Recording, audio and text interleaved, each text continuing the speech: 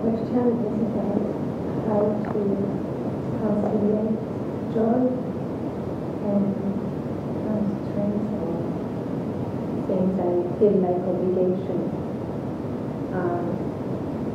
Just in the Sangha, but in the daily life also. Maybe I can just say, when we decided in Paris to make each Sunday Sangha moment, I felt tension at the beginning because I was like, how can I be joyful if I think I have to be there for the Sangha and I can't because I'm tired and things like that. So, yeah, how can I be here and joyfully if I have the impression that I have to be.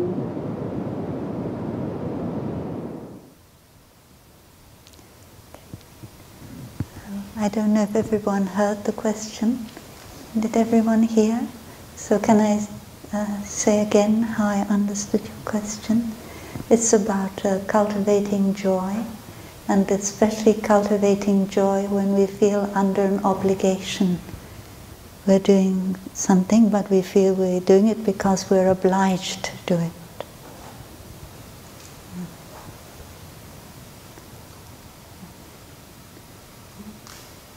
Would you like to start? I feel obliged. You feel joyful? You feel joyful also? Would you like to? Would you prefer sister? No, I'm happy for you to. Okay. So I think it's very important to cultivate joy just for the sake of cultivating joy, for my own benefit, more than feeling I have to be joyful for others or for the Sangha or to nurture the Sangha. I feel that I have to do it in order to do something. Maybe some misunderstanding of what it means to nourish joy. So for me it's about nurturing joy first within. Even let's say I have to show up for a Sangha meeting or I have to guide the afternoon activity in the Sangha, for instance, it's in London, the wake up Sangha in London, and I don't feel very joyful, and I don't feel very fresh, and I need to lead the practice. Two things happen there. The first thing is I see I'm not joyful. So it gives me a chance to understand why am I not joyful? Where is the suffering coming from? Where is the pressure coming from? Is the pressure coming from inside? Is the pressure coming from outside? So I begin to look into that. If I have the space to do it. Because sometimes when you have to lead an activity, you don't have much space to look into that. You just need to lead the activity. And in a way that's also very helpful because what it does, it helps you drop a little bit the issue and just focus on the practice, just lead the practice. And then you begin to see that actually I'm sometimes caught in my own stuff, and that's fine. But having to lead an activity lets me put it to the side, and then I can see, wow, actually inviting the bell, guiding the sitting or guiding the walking actually is quite nourishing, and that is very helpful because it's like something else comes into your system and nourishes you too. So I think that's one aspect of if you are leading an activity or you have to lead an activity or something like that, if I understood your question well. But the other one is that it's essential that, for me at least, that I nourish joy just for the sake of nourishing joy. Because otherwise I won't be joyful at all.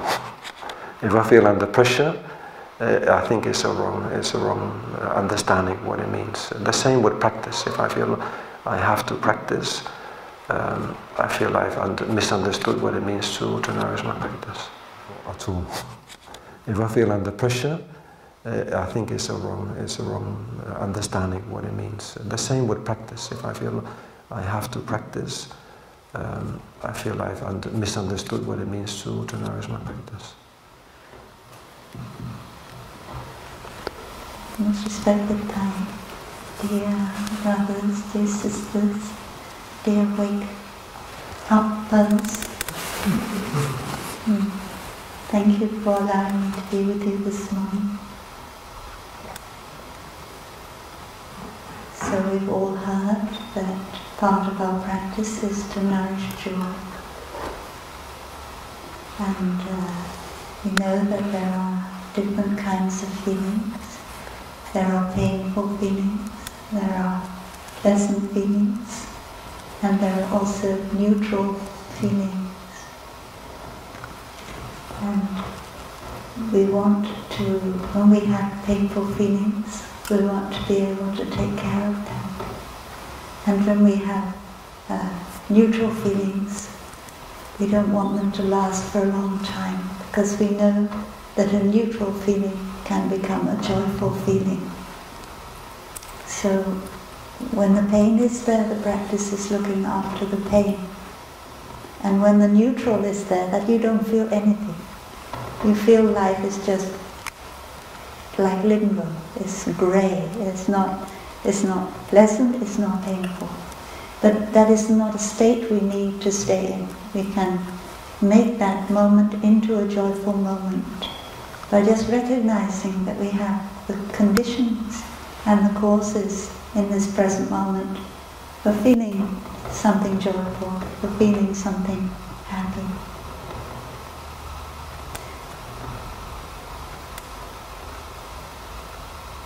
So in the Anapanasati Sutta, we are taught that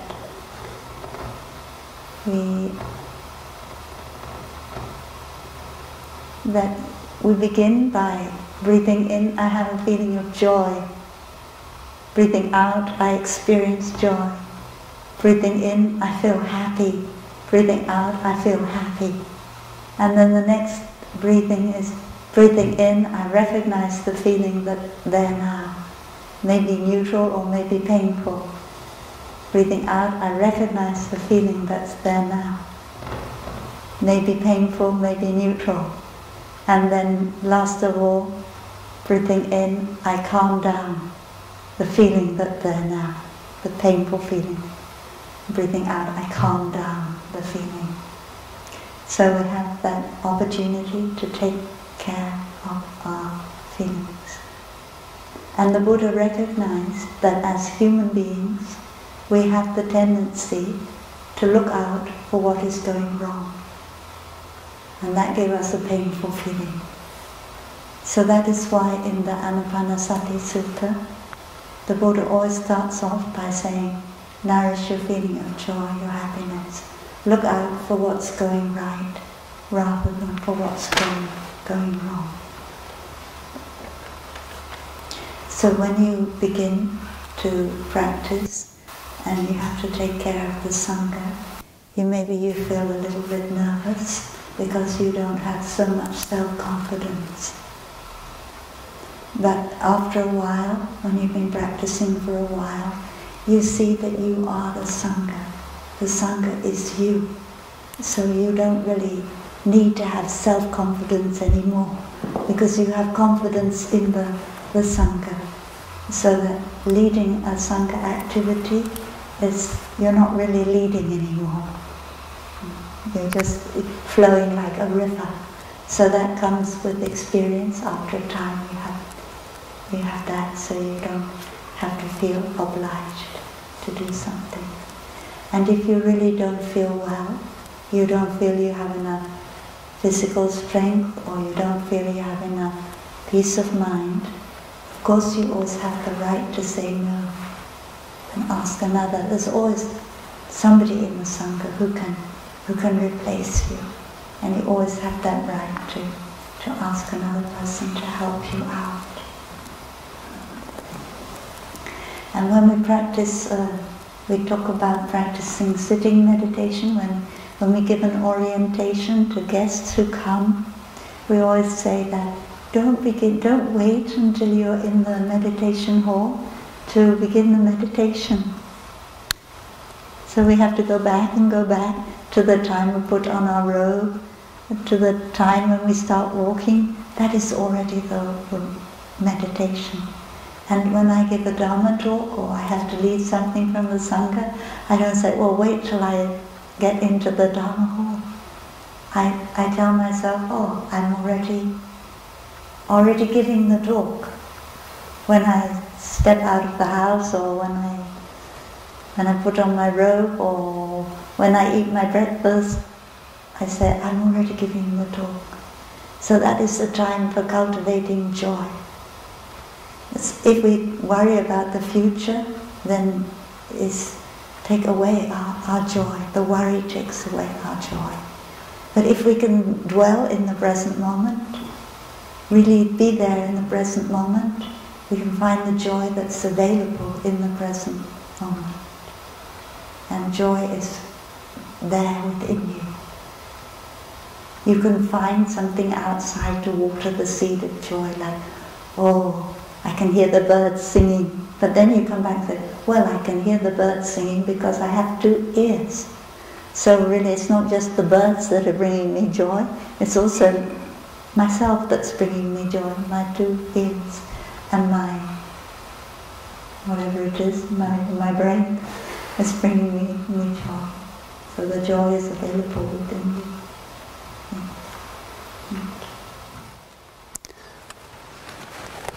Now is a good opportunity to have questions, because you may not be able to have another opportunity, especially with Sister Annabelle here. So if you are leading a Sangha, or you're involved with taking care of people or other situations, and sometimes doubts come up, issues come up in the Sangha, in the caretaking team, or any other structure you're involved, now it would be good to look into, do you have any difficulty in that area? What's coming up? What usually comes up for your Sangha? What are the challenges? I'm sure everyone has challenge, however big or small. So now is a good opportunity to look into that, because you can find some replies here. You may not get that in your Sangha. I had a question about trust, because I like that the practice is a lot about relaxing, and I try that. And I find that oftentimes I'm so tense, because I know that everything is alright in the present moment, but there's a fear that something bad might happen, and a difficulty to connect to trust. So I wonder, how can I nourish my trust in that, in practice?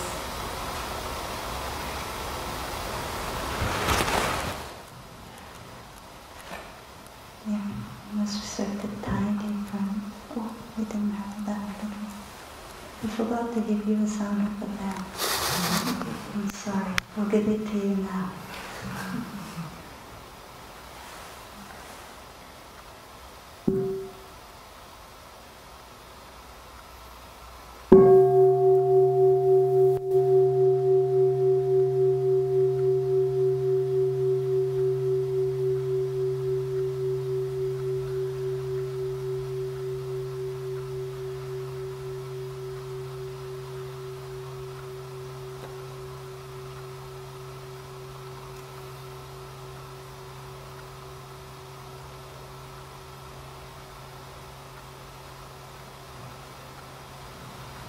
So faith or confidence or trust, they have to come from our experience. It's like when you tell yourself to relax, you say relax, you have to relax, and then you can't do it. But then you say to yourself, I remember in the past what it felt like to be relaxed, and then you can recall, because you can remember that, you can easily bring about that situation in the present moment. So we remember in the past that when we were in trouble, we did mindful walking, and it brought us a lot of relief. So we have trust that mindful walking, it works. So every day we need to enjoy our enjoy the walking, enjoy the breathing, and feel nourished by our practice. And that enjoyment, that nourishment, we can always remember it, and then we can feel it again. And I don't think that we can expect, especially when we are young, that we can expect to have a complete worry-free life.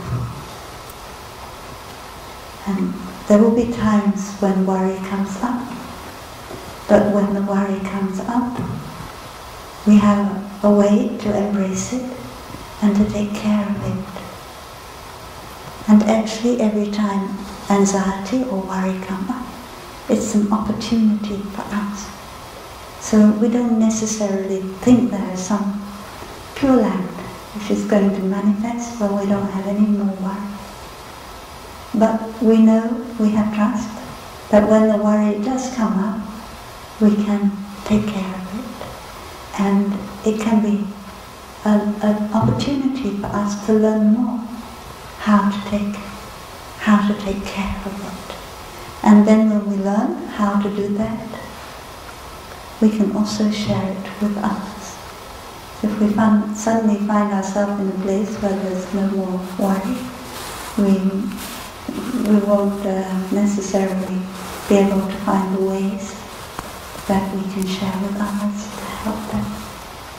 So the practice for me is a lifelong thing, or many lifelong things. Yeah. And every time what we call an unwholesome mental formation like worry or fear comes up, it's an opportunity for me to bring out my practice, my breathing, my walking, in order for that unwholesome mental formation to calm down. Because I know that if I let it there for a long time, it's not good for me and not good for others. I guess in my experience of lack of trust or confidence is when I've gained trust, confidence is when I've been able to embrace a feeling or a situation, and I think that gives me the confidence and the trust, because I see I've embraced, let's say, worry or fear or anxiety, and I've recognized it, and in that recognition there's also a kind of a stability. There's kind of a place where you feel, that's what it is. And it's quite sometimes an intimate process. And in that intimate process, there's a recognition, and you know exactly that's how it is. And that gives you, at least it gives me quite a lot of trust. But I recognize that I have a lot of lack of trust or lack of confidence. So it's quite a lot of practice, actually. I used to be one of the monastics here, and we talk about taking refuge in the Sangha. And it sounds very nice, sounds very easy, but actually it requires quite a lot of courage, because it means you have to go through a process of embracing your fears and your doubts and your lack of trust. And in fact, everybody else has to do the same work to some extent. And that's what I find very helpful living in community, because when you see others do the same, that opens a door. So you feel, okay, I can step into this place that is quite challenging or fearful or maybe not safe, doesn't feel always safe. But when you see others doing that, that gives you the courage. I say, this friend, this brother or sister has done it, I can do it. And I feel that is essentially one of the jewels of being in the community of practice. Ideally, there's some people that can do that, and I feel that is essential. And in Plum Village, we say that all the brother, all the sister that practice shows the way. In that sense, when you see an older brother, older sister that practice very deeply, that gives you the trust. Because sometimes you can't go You can't be confident enough in going in a direction if you don't know where it's going to. But when you see where it goes, then you feel it's a very different story, and then you can take quite a strong step forward.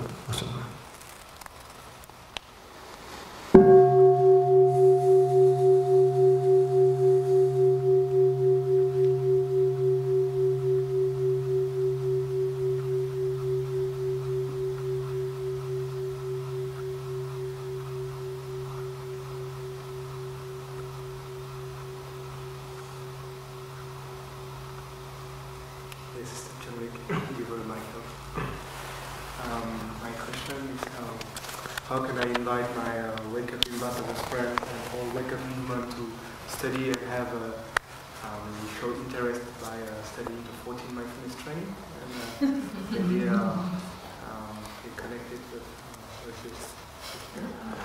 Untitled Sangha. From my experience in being with some wake-up sanghas, I think one important aspect that sometimes gets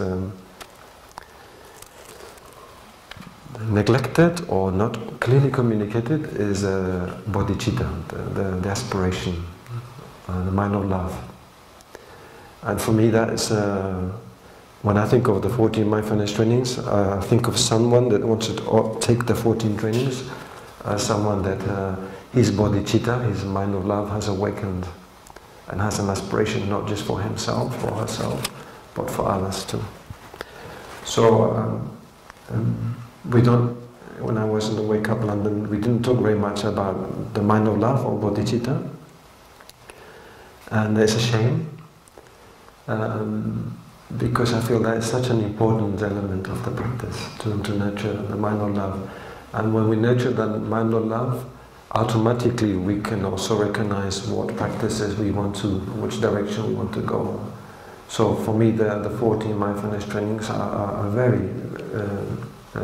very good direction. But if people are not inspired or not touched by them, then we need to nurture the mind of love, basically, essentially. And what is the mind of love? Maybe Sister Annabelle can talk about it if she wants to. But for me, being in the Sangha, especially having been here, that mind of love has awakened. And it's very difficult for it to be awakened in society, because normally the cultivation is completely in the other direction. It doesn't go towards the mind of love, it goes more to the mind of forgetfulness or selfishness or something like that. So, for me, cultivating the mind of love is a very important thing. And it can support our motivation, it can support our practice, and very important as a wake-up facilitator, it can nurture other people's bodhicitta. If your bodhicitta is not awakened, it's very difficult to nurture other people's bodhicitta, mind of love. So for me, I would put more emphasis on that also, because then the people can recognize that. They recognize that mind of love, and they recognize that there's a beautiful direction, essentially. I was just very tired, dear Sangha. So, in your Sangha you recite the 5 mindfulness trainings? Neither 5 nor 14. The first time that I led a retreat outside of Plum was in Norway. And I introduced the 5 mindfulness trainings. And in those days we didn't say aware of the suffering caused by. We used to say you should not kill, etc. And when it came to the time to fill out the form to receive the 5 mindfulness trainings, nobody wanted to receive them. So in that retreat, we didn't have any 5 mindfulness training transmission ceremony, because when I asked the people why, they say we already had enough of that in Christianity. We have enough 10 commandments already, we don't need any more. So after that I had to be much more skillful when I introduced the mindfulness trainings. In Pali we talk about Panya's Shila. Shila is the word for virtue. And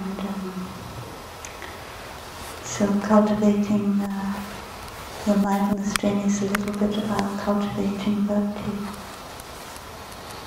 I think there's something different between deontic ethics? I don't know. Anyway, there's something different between the God and ethics and the kind of ethics that we practice in Buddhism.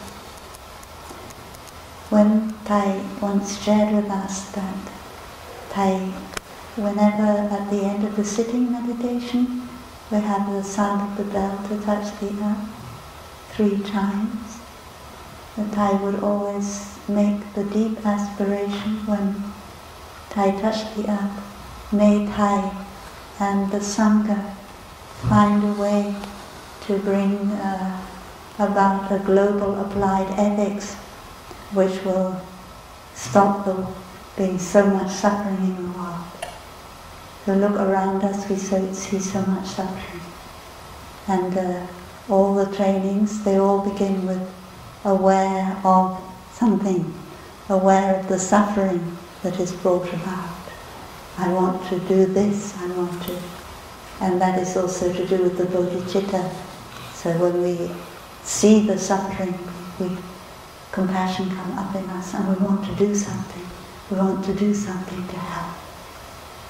So the mindfulness trainings are like, we see the suffering and the mindfulness trainings can show us, guide us in a certain direction to relieve the suffering.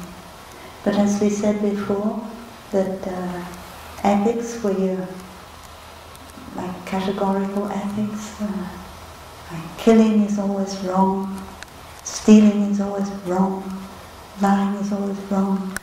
The Buddhist ethics are not like that. Basically, it's just ethics in Buddhism is we see the suffering and we don't want to make any more of it. We need suffering like a lotus needs mud, but we don't want to we have enough mud already. We don't want to make any more suffering. We see the suffering and we want to do something to relieve the suffering. And when Thai composed, first of all, the 14 mindfulness trainings, Thai was in the situation of war at its worst in Vietnam. When you have an ideological war based on systems of thought like communism, on isms, communism, capitalism. And Thai saw very clearly that these isms, these dogma, they are at the root of suffering, at the root of violence. And so Thai began to compose the 14 mindfulness trainings to tell us that we should not be caught, we should not be caught in isms, in dogma, even Buddhist ones. They are not, Buddhist teachings are not doctrines to fight, kill or die for. They are guiding means to show us how to bring about less suffering in the world. So for me, the 14 mindfulness trainings are very deep. We recited them this morning, and I've been reciting them now for 32 years. And every time I recite them, it's something new. I learn something new about myself, and I also learn something new about how I can practice, how I can bring the trainings into my daily life.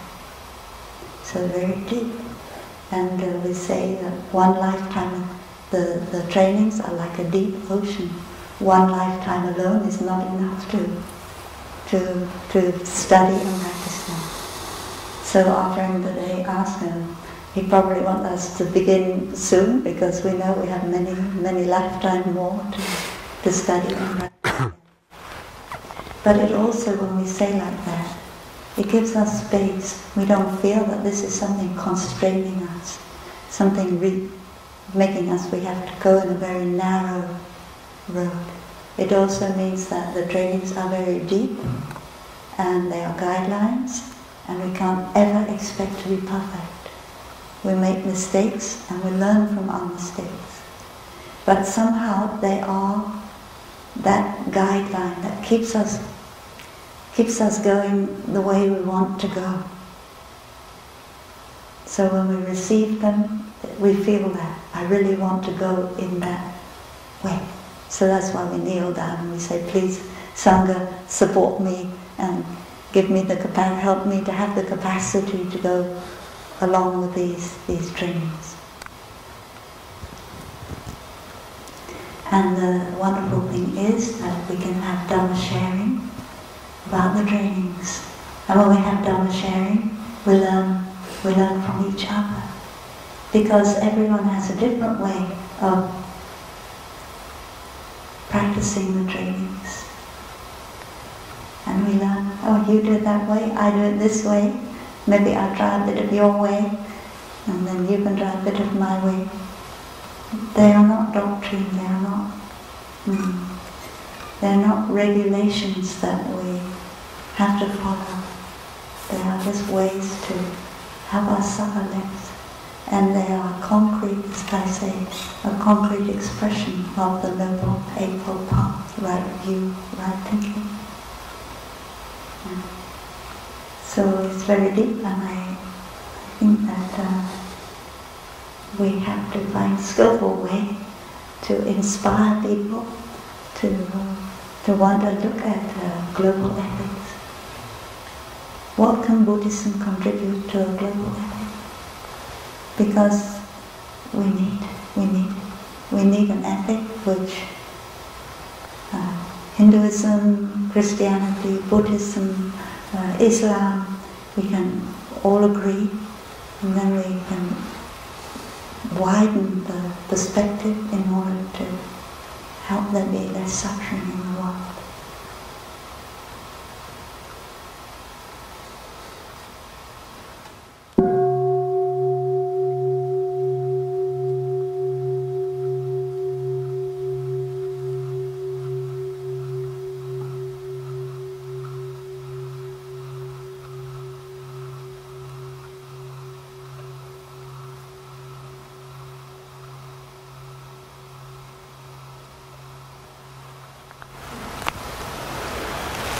I have a question about building a Sangha and about being alone with it, like when I'm now the only one who knows practice and knows from village and I want to start a Sangha and there's nobody who's familiar with the practice, how can I then, when I feel tired or I don't feel in the mood, but there's nobody who can take responsibility or care, how can I cope with it and how can I make the Sangha grow? And just how can I deal with being alone and really have the wish to practice, but also all the members, they are just coming and going and they are not really deep rooted into practice, they just find it relaxing to do some mindfulness in the evening. How can I cope with this when I have a big wish to really practice together? Thank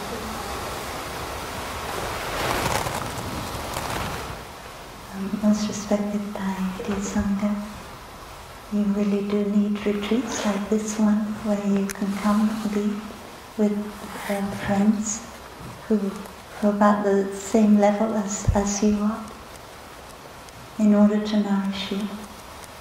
And you also have the right to turn on, if you have some kind of recording of Sister Chân or somebody leading a total relaxation, you can say, dear friends, tonight we are going to all lie down and relax together because I'm feeling very tired. And then when you've done the total relaxation, you feel a bit better, maybe you can offer something. But if you can't, then you ask somebody to go and make a cup of tea, and you can drink tea together and go home.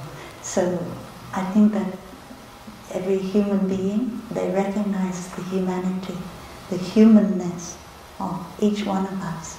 And they don't expect to have a superwoman leader of their Sangha. They know that you're a human being. So you don't need to hide it from them. But there will be people in the Sangha, I'm sure, because different people, they have different inclination, different capacity, and you will find someone in your Sangha who is a little bit more committed, and then you can start handing over things to them. Would you like to? The first thing I did when I came to my first retreat in Plum Village, I said, now you can learn to invite the bell, because I had to do everything. It's sitting meditation, I have to sit at the bell. Dharma sharing, I have to lead Dharma sharing. Dharma talk, I have to lead Dharma talk. Everything I had to do. Sister Chân looked after Lower Hamlet, Thai looked after Upper Hamlet. So when I came, I said, oh, okay, now you're going to learn to invite the bell. I invite the bell. The next day I was sitting at the bell in the sitting meditation. I said, oh, we give them about 18 to 20 minutes, and then, and then I had the clock, and then had no practice of inviting the bell was not yet very good. But all the same time, I did that so that I didn't have to do it. So good luck. Yeah, Sangha building is the most noble task. So don't allow it to burn you out, but enjoy as much as you can. And if you need a break, you can say, sorry, we won't have the Sangha next week. And if everybody says, oh, what a shame, and you can say, well, you can look after it yourselves. That's what we do in Germany, because we have the local Sangha in our place. They like the monks and nuns to take care of the local Sangha. And sometimes we say, sorry, we want to go and look at the tulips in Holland, we won't be there. So you have to look after it yourself. So they managed to do that. I guess if you start a Sangha and or you build a Sangha, I think it's very helpful. I would ask myself, if I'm doing it, is it supporting me too? Is it, am I doing it because I really want to do the practice? Because in that sense, then it comes naturally. I think people that I've seen that are successful, I don't like the word successful because it means that you may not be non-successful, but meaning that you've managed to build a good sanghas, other people that naturally love the practice. So it just flowed for them, and they didn't have too many ideas or expectations about what the sangha should look like, especially in the beginning. Because if somebody has ideas or expectations, then it's a very difficult shoe to fit. And others may not find space for commitment. So sometimes there are people that create a Sangha and they formulate it in such a way that it's more their Sangha than a Sangha for the Sangha. So that's a shame. So often I feel it's better to create a Sangha for the Sangha than to create a Sangha for an individual. So I feel if it gives you joy, do it. If you feel that it becomes a bit of a burden, then look into why that is. Maybe reduce the expectation, or essentially. Like Sister Annabelle said, it's good to invite others. Some people are very shy in the beginning. But they're shy because they don't know, they feel like inviting the bell is something like so powerful, so immense that there's no way I can invite the bell in front of 5 or 6 people or 10 people. Well, that's just actually, once you do it once, you begin to gain more confidence. And it's very beautiful to see how then people really love to guide activities. And then you create a kind of a sense of group dynamic. And there's maybe 2, there's 3, there's 4. And then in that sense that becomes it becomes much better. The other thing is, one thing is to build a Sangha, the other is to maintain a Sangha. And that's more difficult, and I guess that's why you guys are here. Because maybe you already have a Sangha, and as Wake Up ambassadors you want to know how to manage to continue the Sangha, because sometimes it can be quite a challenge. Some people are very happy to start the Sangha, but are they so happy to manage to continue supporting the Sangha? And that's another requirement. Start a Sangha sometimes can be easy, but to nourish the Sangha, to continue building the Sangha and supporting the Sangha, maybe not so easy.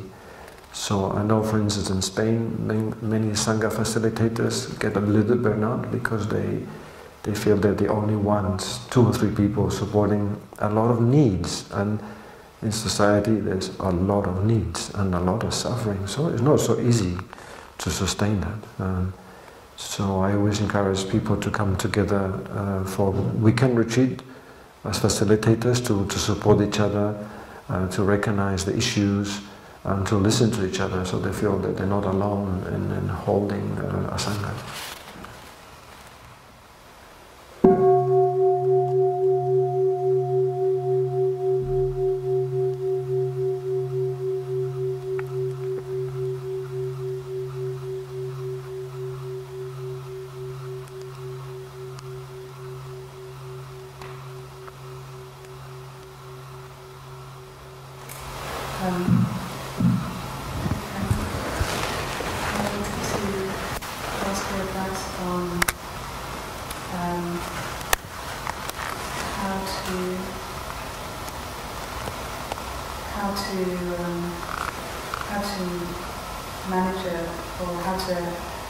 How the organising team can take care of itself when there is maybe a lot of time constraints or some pressure to get things done.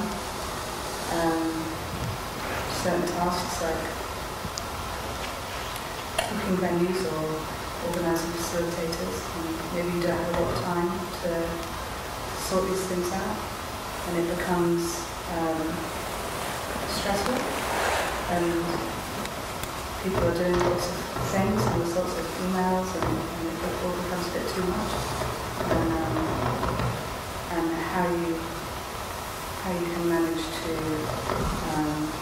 take care as well as complete those tasks when you have limited time and people working full-time jobs and they don't necessarily have the capacity.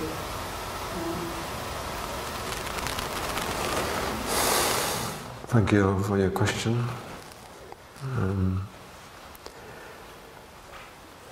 I haven't found myself in that situation, so it would be difficult for me to give you a good reply.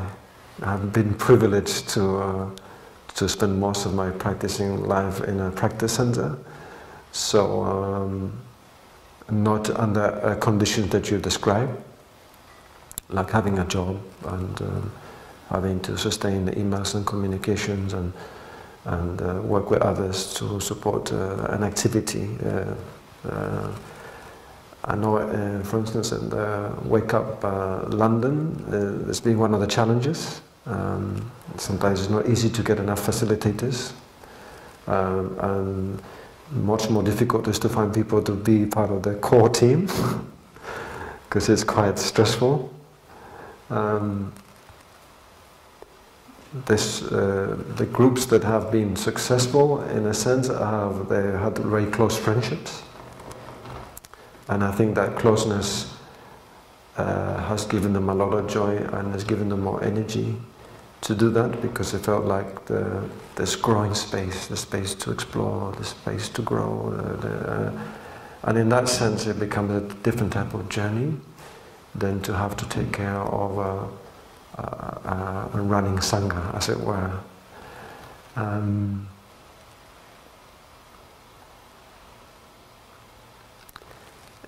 The Wake Up London found that they had to reduce the days they offered because they couldn't sustain them, and that may have given them a more breathing space. It's funny how we start one thing, it starts small and then suddenly grows, and in that growth then you find that you have to do a lot of things to sustain it. I can't give you the answer to that right now.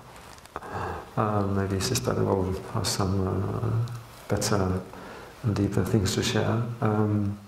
I think if it becomes, having been here in Plum Village, having to organize trips and summer retreats, I think the most important thing is that it's always joyful, meaning that it doesn't only become about organization, it doesn't only become about taking care. I think that is a shame when that becomes, we only meet because there's issues, there's something to organize, something to fix, then the joy of being together begins to diminish, and I feel that is a shame.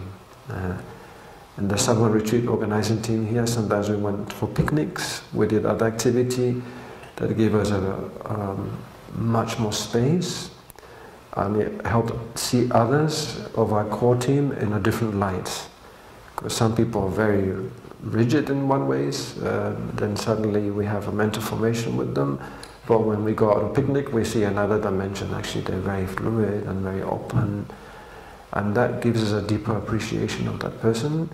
And maybe through that, then we are more willing to sustain this, because it's not, we see something inside of us, and it's nurturing us too. So I find that that's why I created the happiness meeting and the Sangha, because it used to be the Sangha meeting used to be business meeting sometimes. So I thought that's not a good direction. We need to create happiness too. I mean, ideally you're always creating happiness, but so my suggestion maybe would be to create spaces for more joy together, and just to see if you are getting too bogged down in so many things to do, and whether it's possible to change, maybe reduce some things or ask more support from Sangha participants, yeah, something like that. Most respected Thai dear friends, Sangha, if I begin to feel stress, I have to ask myself how much of this stress is coming from within and how much is coming from pressure from without. Because you can put pressure on yourself, and then you can also get the feeling that people are putting pressure on you from outside. So I need to ask that question of myself. And although in our own time we have done our best to make life easy, to make less work, in fact what we've done is give ourselves much more work and much more stress. Because I remember the time before we had computer, before we had email, and in fact you want to write a letter, you only write if it's really important, and yeah. But now we have so much work to do with email. Sometimes I spend 2 hours having to answer a whole lot of emails. And then I look back and I think, well, I don't know, 10 or 20 years ago we didn't have email. So, yeah, we make more work for ourselves.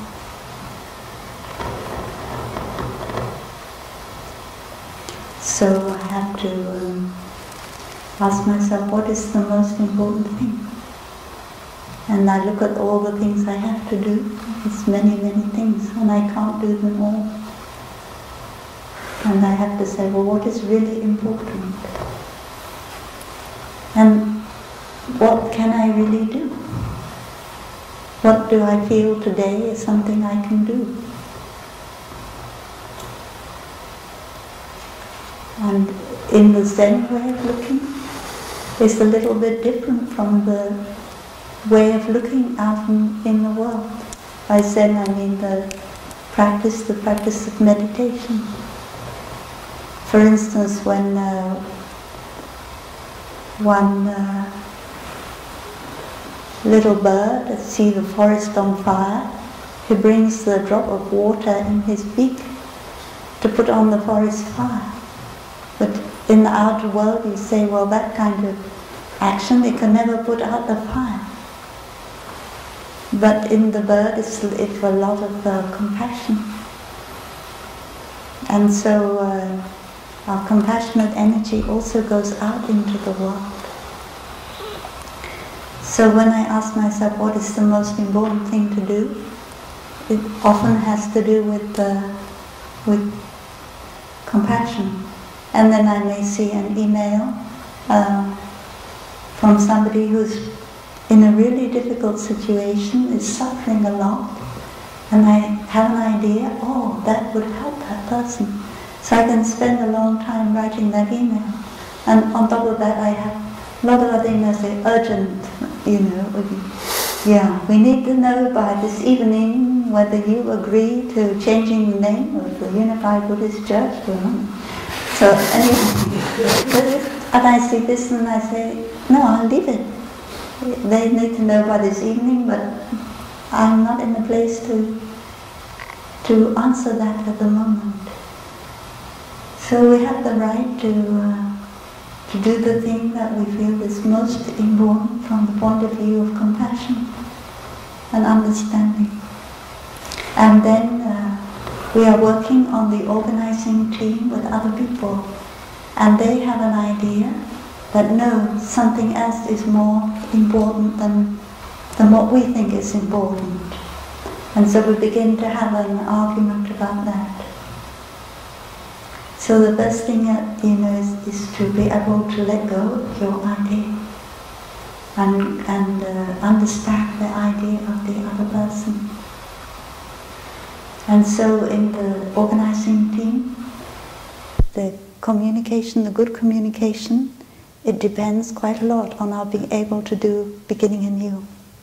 And beginning anew means 3 things: watering the flowers, appreciating, apologizing for our unmindfulness, unskillfulness, and asking for help. And we need to have the time to be able to do that when we're on the organizing team. Water flowers, we can do it any time you can water somebody's flowers. Apologize, you can do any time. But asking for help, you sometimes need to sit down and water flowers, apologize, and then ask for help. Do all 3 things. So you need to give yourself time to do that as a group when you're organizing. And there will be surely things that you cannot do everything. Don't expect yourself to be able to do everything. And if the bodhisattvas are with us, in us and around us, then our retreat, it will somehow, it'll be a good retreat. You don't have to be perfect organizer for it to be a good retreat. And actually in Plum Village, I think it's much better now. We're much better organizers, but we used to be very bad. But somehow it all came together in the end, because there was enough compassion there, enough understanding, enough mindfulness. Those are the important things. I think nurturing friendship is very important. In the UK Sangha, especially the Order of Interbeing Sangha, they had a meeting twice a year, and in that meeting there were so many points to decide on that they lost themselves in that, and there was no practice, there was conflict, and it was stressful. And I think essentially they lacked friendship. They focused so much on the things to organize that they forgot that the one very important aspect is to nurture friendship. So when I'm working with a group of people and I become friends with them and we become close, it changes quite a lot. Even if there are differences of opinions, I'll respect other person's opinions, because I can see that I value the friendship more than my particular opinion. Or if I get stressed out for whatever reason, or I feel overwhelmed, then I find that the group of people I work with will see that, and then maybe they support me to see why am I feeling overwhelmed, or what is the worry, etc. So I find that nurturing friendship is very important. In Plum Village, in the early days, there used to be no canoe trips. The monks didn't go on canoe trips. Now this is a tradition. Well, I remember very well the day that tradition started, and we went for 2 days on a canoe trip, and it really changed the dynamic in the Sangha, because we saw the brothers in a very different light. And brothers that had a little bit of conflict could embrace each other more. And that was a huge shift. It generated a huge shift. And I thought, wow, that is very good. Very necessary. So it can be something quite small. But the question is that it liberates a certain energy, and that energy, it's much more constructive. And then it would be easier to sustain stresses or challenges.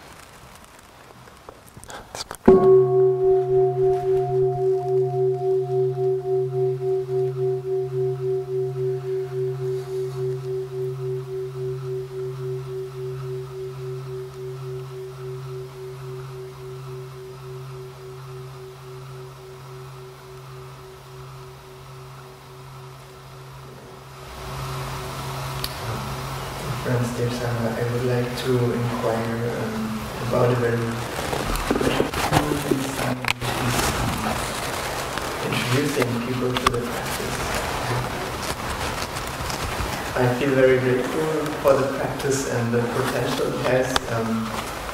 But sometimes at this moment when you explain a lot of rules and this is how it works, I worry that maybe I can't transmit this freshness well enough, or maybe we could share a bit about this.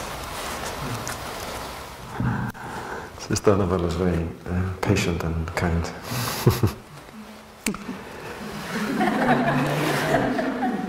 No, I'm lazy. So,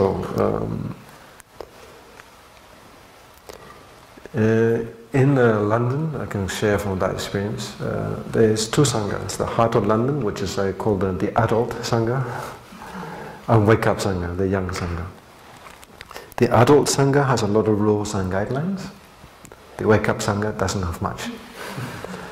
I enjoy the Wake Up Sangha because it's very fluid, very organic, very creative. And that nourishes a particular need that I find is there. But I appreciate very much the Heart of London because it's very clear. So when you go for a morning of practice, it's very clear. It's a very solid practice. There's no doubt. There's no questions. It's this clear. People come to practice and you really feel the solidity of the practice, and that is very important. I think in the beginning it's good to say stick to rules and guidelines. So a good facilitator in the beginning is good if he or she knows really how to invite the Tao properly. He may or she may not feel it's got the freshness or embodies solidity or love and compassion yet. Yeah, that's fine, but it will. If you continue, you begin, as you practice mindfulness, you'll begin to feel, wow, this is the way to invite the Tao, becoming more of a formless activity. And then you can drop, you won't feel necessary to hold that framework so much, because it's within you, it's fluid there. And then you're transmitting that freshness or that solidity or that practice. But in the beginning, I feel it's important that you have to give them a framework. And for Sanghas that receive many new people, like the London Sangha, you get maybe 20 people, new people in one afternoon, or 15 people in one afternoon. It's good if you do explain it well, and it's good if you also share that you can explain it well and why you explain it, so they understand why you're giving those guidelines. That's not just a list of things to do, but there is a reason behind them.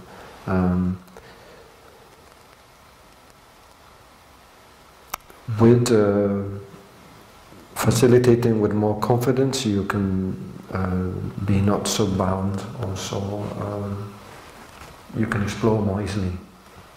And I think it depends on the Sangha. Heart of London has more form because there's many new people coming every Saturday, so they have to support that framework. Sometimes they have an activity that is more people that are more long-term, and then there's more creativity, there's more fluidity, and that's very much appreciated. I think try for new people not to give too many rules, and maybe some of the rules that we would give, some things in the monastery you can omit them. But on the other hand, you need to think about the well-being of the whole Sangha. So there may be certain things you need to lay down. It's like when you introduce Dharma sharing, it's very useful to be able to say, we never interrupt somebody, otherwise the Dharma sharing will not be enjoyable. So we say that we give these guidelines at the beginning of Dharma sharing so everyone can enjoy sharing. And people feel safe because we say that everything you share will stay in this room. So with that kind of guideline, I think people feel very, very happy with. So we can think ourselves, well, what will make this everybody to feel safe. And so like when you say for sitting meditation, please, if you're late, don't come in. That is because, we all have in us the seed of fear, and when we hear a noise, we're trying to concentrate, we hear a sudden noise, then that fear comes up, and so it's not so easy for us to concentrate. And so that can help everybody to feel at peace. And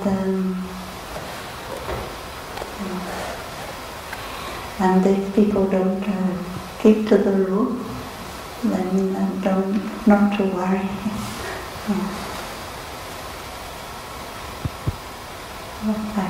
Accept like you're an outsider.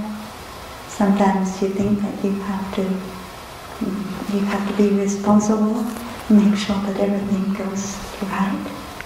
But Thai once said to me that look on, when I was head of practice in the lower hamlet, I say, look on the lower hamlet as if you were a visitor. That if something doesn't look very tidy or something not going very well, then if you're a visitor, you say, oh, this is a bit untidy, isn't it? But then you would forget about it. And as the person kind of in charge, you also look, oh, this is a bit untidy, but you don't feel bad or you don't feel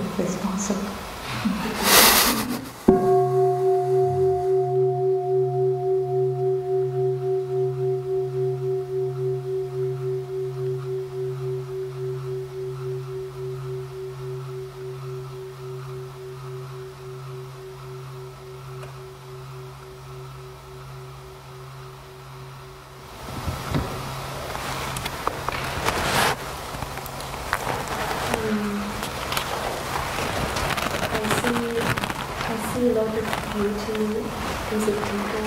You can see the beauty of Sangha and everything what people trying to do. But sometimes when we're involved in many things, sometimes I miss hope, because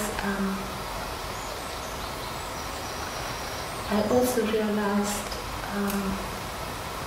we are 7 billion people in the world, and there is a lot of suffering in each of us, and it's individual suffering, collective suffering, ancestral suffering, etc. And it's so big for me, and very often I see it very clear that it's so huge that sometimes I think that it's never enough what we are doing, or what I doing, or what many awakened people doing in the world.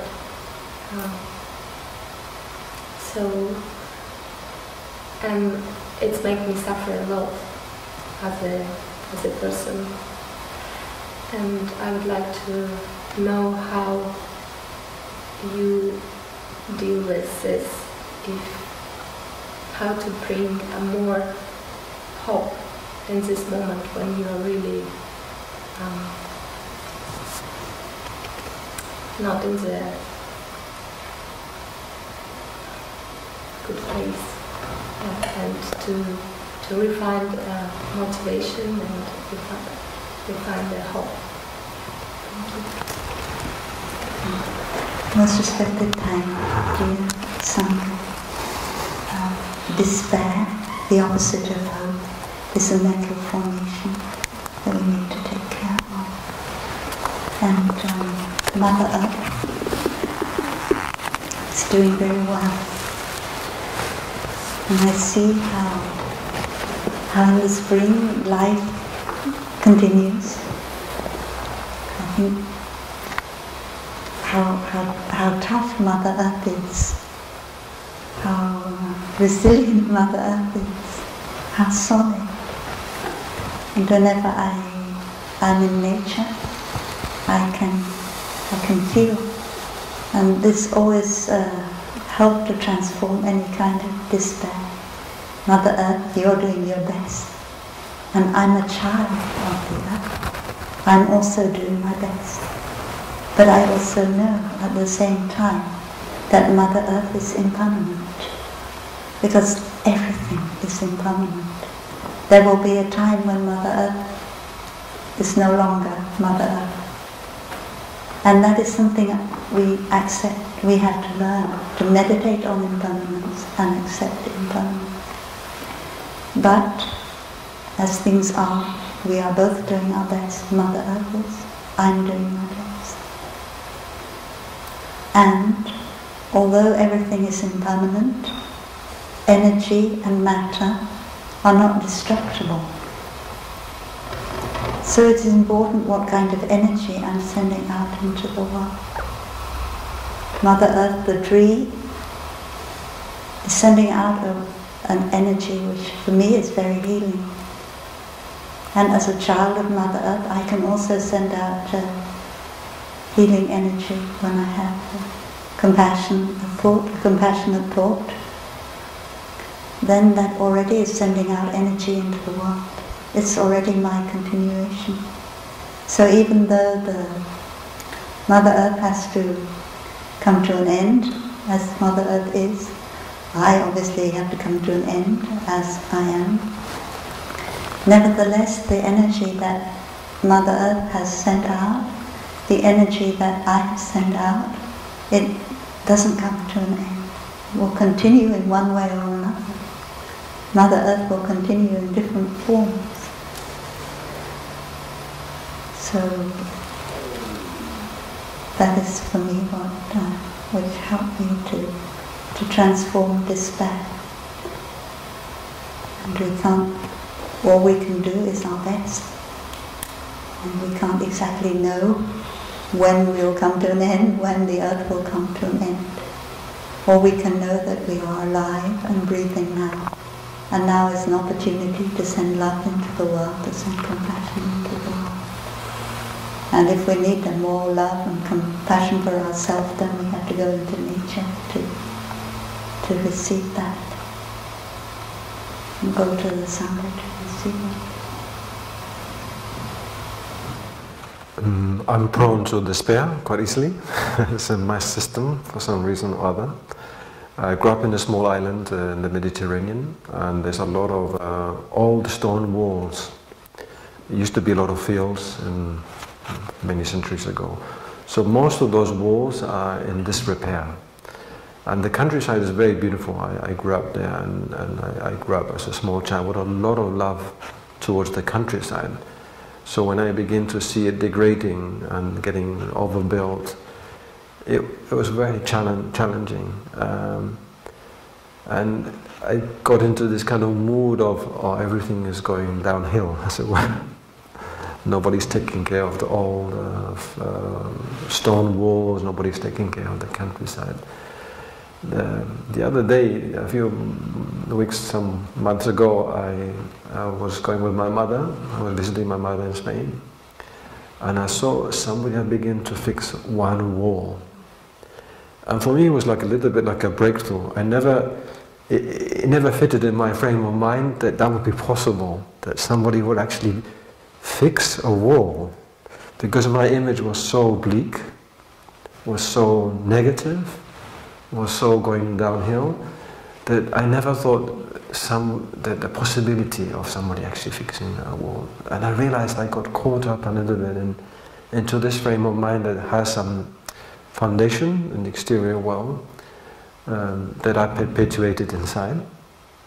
And then it's like, wow, there is hope.